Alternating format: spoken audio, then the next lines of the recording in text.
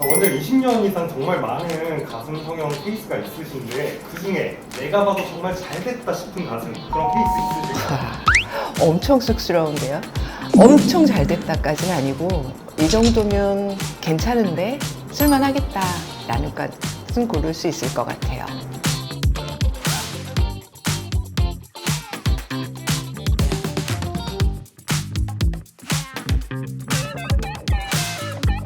안녕하세요. 원진성형외과 손유리입니다. 오늘 그럼 원장님께서 잘 만들어준 케이스 한번 살펴보는 시간 가질까 하는데 괜찮으실까요? 네, 그렇게 하겠습니다. 여러 가지 기준들이 있겠죠. 그런데 문제는 예쁘다고 생각하는 것의 기준은 시간이 흐를수록 혹은 트렌드에 따라서 변화한다는 거예요. 예전에는 내 몸통 선보다 옆으로 많이 나가면 너무 과해 이렇게 생각들을 하셨어요. 근데 사이즈가 점점 커지면서 제 스스로만 해도 예전에는 몸통 선보다 벗어나지 않았으면 좋겠다 혹은 1cm 아니었으면 좋겠다라고 생각했는데 밑에 흉곽둘레가 70cm도 안 되는 마른 환자가 와서 저 D컵 할래요 하면 어쩔 수 없이 3cm 이내까지는 괜찮다. 물론 3cm 넘어가면 걸립니다. 또 옆모습의 기준 또한 굉장히 많이 변화한 것을 알 수 있어요. 예전에 한 10년 전에만 해도 유두를 기준으로 가슴 위쪽과 아래쪽의 포션을 비교했을 때 아래쪽이 훨씬 많은 물방울 모양의 가슴을 선호했어요. 실제적으로 라운드 보형물 대신에 물방울 보형물이 출시가 돼서 사용되기도 했었죠. 근데 최근에는 윗가슴이 좀 더 풍만한 가슴들을 선호하는 경우가 많아서 유두 기준으로 1대1도 아니고 위쪽이 1.3 정도 되는 것을 더 선호하는 분들이 많아졌어요. 이거는 개인의 취향 차이예요. 솔직히 이야기하면 내 마음에 드는 것보다 환자의 욕구, 환자의 기준에 맞아주는 게 더 중요해요. 내가 가지고 사는 가슴이 아니거든요. 그래서 모든 의사들이 가지고 있는 의학적인 수술의 기준과 현재 트렌드가 되고 있는 아름다움의 기준과 환자의 니즈를 잘 어우러지게 조화시키는 게 필요할 것 같아요. 그러나 단 한 가지 변하지 않는 건 있어요. 모든 환자들이 수술한 티가 빡 나는 가슴은 정말 싫어해요. 이렇게 선정하는 기준에 많은 기준들이 있겠지만 제가 우선적으로 생각하는 건 자연스러움입니다. 가장 자연스러울 수 있는 가슴에 우선권을 두고 가슴의 케이스를 보도록 하겠습니다. 첫 번째 환자 보시면 누가 봐도 되게 자연스럽고 풍만하다 이런 느낌이 들 수 있어요. 물론 저한테 이게 베스트냐고 묻는다면 제 개인적인 기준으로는 사이즈를 조금 줄여서 옆선으로 조금 덜 튀어나가게 했으면 좋겠고 옆모습에서 볼 때는 밑선을 조금 더 올려서 위가 조금 더 볼록했으면 좋겠다라는 생각이 듭니다. 누군가에게 베스트가 일반적으로는 베스트가 아닐 수도 있어요. 그러나 누구도 부인할 수 없는 건 정면 뷰에서 봤을 때 가슴의 골이 빡빡하지 않고 굉장히 자연스럽게 I자 골로 떨어진다는 사실입니다. 모두가 싫어하는 것은 지금 보이는 둘째 환자 같은 사진입니다. 이 환자 정면 사진 보지 마시고 4분의 3 측면 사진만 봐볼게요. 예뻐요. 저는 아주 마음에 들어요. 정면을 보면 소리가 나와요. 가슴 위쪽의 골이 너무 타이트해요. Y자 모양으로 딱 벌어져 있는 골이기 때문에 누가 봐도 뭐 넣는데? 이런 느낌이 딱 들게 되어 있어요. 다음 환자 사진도 봐볼게요.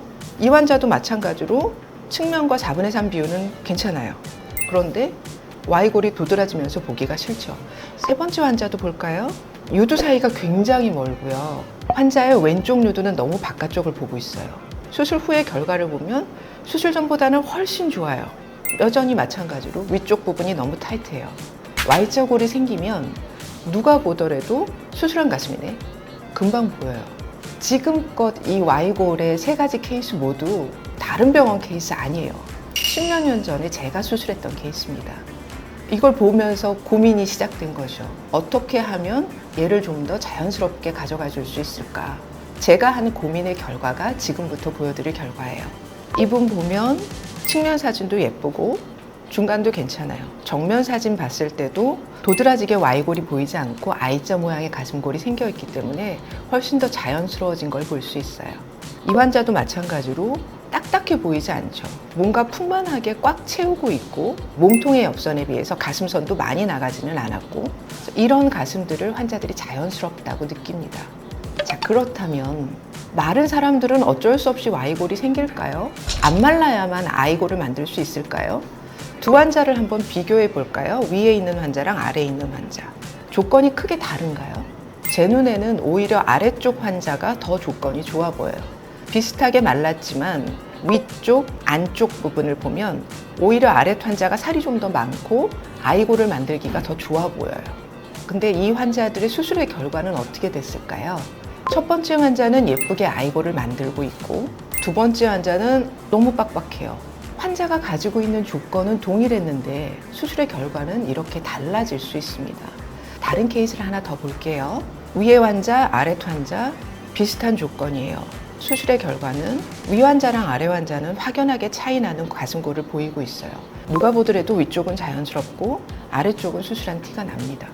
이렇게 수술 전 환자가 조건이 비슷해도 수술 후의 결과가 달라지는 이유는 수술방 안에서 박리 범위를 어떻게 잡아가느냐에 있습니다. 그래서 제가 포켓을 만들 때 가슴의 위쪽 내측 부분을 조금 더 넓게 박리를 해서 보형물 위로 내 가슴 조직이 빡빡하지 않게 리드랩 될 수 있도록 만들어주는 거죠.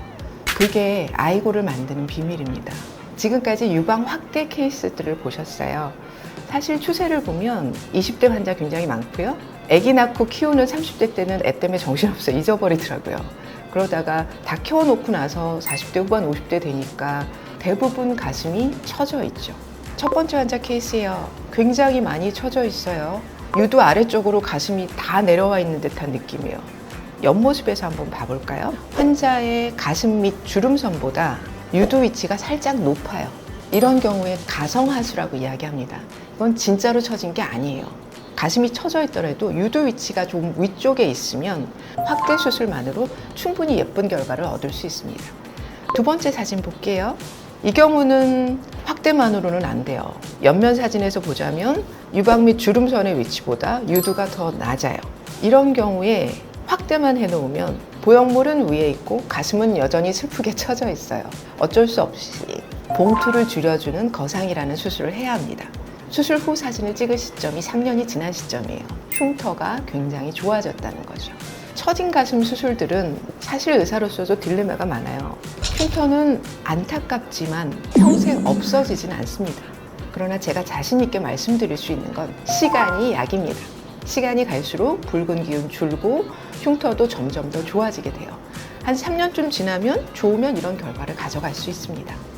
쌍꺼풀 재수술 늘어나듯이 요즘은 가슴 재수술도 굉장히 늘어나고 있어요. 보형물을 10년 됐으니까 이제 바꿔주는 게 낫지 않을까 해서 오시는 분도 있고 멀쩡히 있는데 그 위에 내 가슴이 처져서 오시는 분도 있지만 제일 많은 케이스가 구축이죠.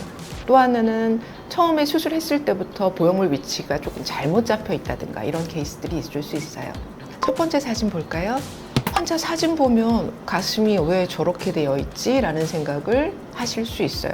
옆모습 보면은 위만 볼록하고 유두는 그냥 밑에 달려 있죠. 되게 어색해요. 완전히 벌어져 있고.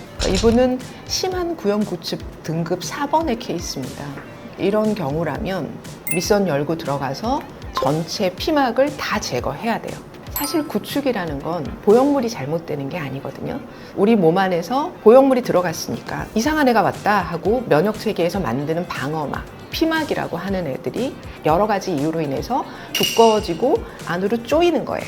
그래서 자연스럽게 자리 잡아야 될 보형물이 좁아지고 위로 밀고 올라가는 거예요. 피막이 너무 두껍다면 피막을 열어서 공간을 넓히는 것만으로는 절대 해결되지 않아요. 수술 시간이 처음 수술보다 훨씬 오래 걸리고 필요도가 높은 수술이 있지만 피막을 최대한 많이 제거해주는 수술이 필요합니다. 이 환자 피막 제거하고 보형물 크기 조금 늘리고 재수술을 해드린 케이스예요. 굉장히 자연스럽고 옆모습에서 보더라도 모양이 안정적으로 예쁘게 내려와 있는 걸 볼 수 있습니다. 두 번째 환자도 마찬가지예요. 이 환자는 처음부터 보형물 크기가 좀 있으니까 정말 위만 볼록해요. 이 환자도 마찬가지로 피막 제거 다 해주고 보형물 바꿔서 들어가고 좋아졌던 케이스입니다. 이 환자는 구축이라기보다는 원래 가슴이 좀 처져 있죠. 유두 위치가 낮아요. 옆모습을 보면 구축이 심한 게 아니라 유두는 그냥 밑에 있고 보형물이 위에 있어요. 구축 자체가 심하지 않기 때문에 피막을 다 제거하는 수술은 필요가 없었습니다. 들어가서 피막의 아래쪽 부분을 절제하고 공간을 아래쪽으로 늘려줘서 보형물 위치가 예쁘게 내려오면 유두에 맞춰서 보형물이 들어가면서 훨씬 좋아 보이는 케이스였어요. 가슴 성형은 고려해야 될 상황들이 굉장히 많죠. 제가 가장 중요하게 생각하는 것은 자연스러움입니다. 크기가 커도 예쁘고 자연스럽게가 환자들이 바라는 거기 때문에 최대한 자연스러운 가슴을 만드는데 주안점을 둡니다. 25년 동안 제가 해온 경험에 더해서 새로운 고민을 보태고 고민을 해결하고자 하는 노력을 더해서 지금보다 더 좋은 결과를 드리기 위해서 어제 했던 수술보다 내일 더 좋은 수술을 할 수 있기 위해서 저는 항상 애쓸 겁니다. 지금까지 원진성형외과 손유리였습니다.